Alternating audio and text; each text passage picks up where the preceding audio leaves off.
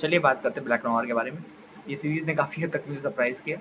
मुझे लगा था काफ़ी हद तक जो भी डायरेक्टर हैं इस सीरीज़ के, वो काफ़ी हद तक स्पाइडरमैन के रेफरेंसेस को काफ़ी हद तक हाइड करेंगे, but actually they planned a very good series.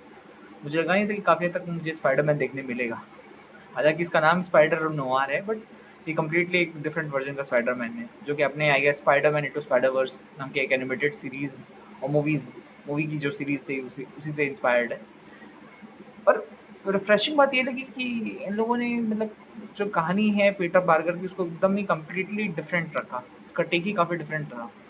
ये बिल्कुल टिपिकल स्पाइडरमैन की कहानी आपको बिल्कुल नहीं लगती। आप जब भी देखो तो बहुत ही रिफ्रेशिंग स्टोरी है, जो कि अच्छी बात है, होनी भी चाहिए। क्योंकि ये आई थिंक डायरेक्टर चाहते थे कि हम स्पाइडरमैन से थोड़ी डिफरेंट आइडेंटिटी लेके चलें, ताकि इसकी एक अलग आइडेंटिटी हो, जो कि अच्छा ही है आई थिंक इस सीरीज़ के लिए। और सेकंड बात करते हैं एक्टर की, मैं निकोलस केज, भाई मैं फ्यूचर फैन हूँ उसका घोस्ट राइडर के बाद से। उसकी घोस्ट राइडर मुझे आज भी याद है, लाइक मेरे ओल्डर डेज में मैंने देखी थी। I like it lot. मैं चाह भी रहा था किसी किसी मतलब सुपर हीरो के रोल में उसे देखा जाए, बट हालांकि या we got that now as Nicolas Cage as Spiderman nor. But हाँ, कॉमिक एक्यूरेसी में थोड़ा सा ये इशू है, बट क्योंकि कॉमिक के हिसाब से जो ब्रुटैलिटी है वो थोड़ी सी इन लोगों ने टोन डाउन करी। मैं एक्सपेक्ट कर रहा था कि काश बॉयज़ जैसी मुझे कुछ देखने मिलता, बट हाँ, उन्होंने काफ़ी हद तक इसे बहुत बोल सकते हैं 18 माइनस रखा है चीज़ों को। ज़्यादा वायलेंस नहीं, ना ज़्यादा brutality. Otherwise I expecting huge core और वायलेंस, लाइक जैसा कि हमने बॉयज़ सीरीज़ में देखा था मारकाट। बट हाँ, ओवरऑल आप इसे गुड स्टार्ट कह सकते हैं। मुझे होप है कि इन लोग आगे की सीरीज़ में जो भी बढ़ाएँगे तो इन लोग उसमें इन एक्शन सीन्स और सब चीज़ों पे काम करेंगे। एंड सबसे ख़ास बात इस सीरीज़ की यही लगी कि भई इसका टाइम सेटिंग 1930s या 1945 के आस-पास है, जब वर्ल्ड वॉर ख़त्म हुई थी। तो उसकी वजह से जो ये कॉस्ट ऑफ बजट कटिंग जो भी चीज़ करते हैं वो इतनी विज़िबल नहीं होती, क्योंकि उनको पुराने एरा को दिखाना है, और पुराने एरा में चीज़ें इतनी ग्रैंड स्केल या एपिक वैसे थी भी नहीं। खासकर आप पार्लियामेंट लें या चीज़ें लें, तो ये जो छोटे-छोटे सेट्स की डिटेल्स है या छोटे-छोटे सेट्स जो उन्होंने बिल्ड किए हैं 90s के टाइम के, वो बिल्कुल एक्यूरेट लगते हैं और ऐसा नहीं लगता कि मतलब कुछ बजट कट है। काफ़ी हद तक लिमिटेड बजट में बनाया है, बट वो लगता है जस्टिफाई लगता है, क्योंकि उस टाइम पे टेक्नोलॉजीज़ भी उतनी एडवांसमेंट नहीं हुई थी, जो कि दिखती भी सीरीज़ में और काफ़ी तक सही लगता है।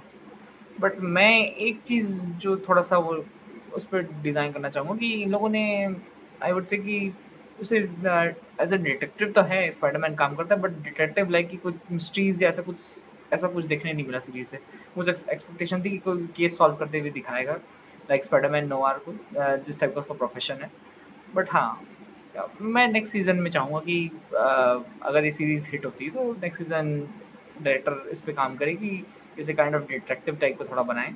केसेस थोड़ा जैसे स्पाई मूवीज़ रहती है पुरानी 90s की, उसके हिसाब से इसे थोड़ा और डिज़ाइन करे, और यार थोड़ा गोर लेके आओ यार। I am missing that thing, गोर, वॉयलेंस और वो सब चीज़ें जो मैंने बॉयज़ में देखी थी। मैं चाहता था कि इसमें भी आए और ब्रूटल एक्शन करते हुए दिखाएँ। बट ठीक है, फिर भी ये अच्छा स्टार्ट है।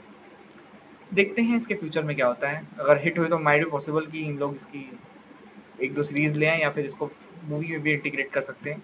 क्योंकि काफ़ी हद तक सोनी की स्टेटमेंट भी आ रही थी कि they want to start their own spider universe. तो हो सकता है कि ये उस सोनी यूनिवर्स का एक स्टेप मान लीजिए अपने स्पाइडरमैन को पुश करने का। माइट बी पॉसिबल कि धीरे-धीरे वो निकोलस केज और अदर स्पाइडरमैन को भी इंट्रोड्यूस करके एज़ अ फ़िल्म सीरीज़ के तौर पे उतारने देखें। इवेंचुअली प्लान तो मेरे को यही लग रहा है सोनी वालों का। देखते हैं। मैं इस सीरीज़ को दूँगा लाइक 3.5, क्योंकि मुझे लगा कि थोड़ा-सा उसमें गोर और वो होना चाहिए था। बाकी it's good to watch. If अगर आप नए स्पाइडरमैन के हिसाब से नई रिफ्रेशिंग स्टोरी देखना चाहते हो तो बिल्कुल highly recommended. Go for it man. और ख़ासकर आप उसके चैनल जो कलर ग्रेडिंग है उसको स्विच करके आप देखिए। Half black and white and half coloured. आपको बहुत बढ़िया एक बोलते नहीं रेट्रो फ़ील आ जाएगा। सीरियसली ये चीज़ कमेंडेबल है कि इन लोगों ने आर्टिस्टिकली जो भी फ़िल्म के शूट किया है वो टू कलर्ड में शूट किया है, ब्लैक एंड व्हाइट और कलर्ड। सो या that's all my reviews. Keep watching.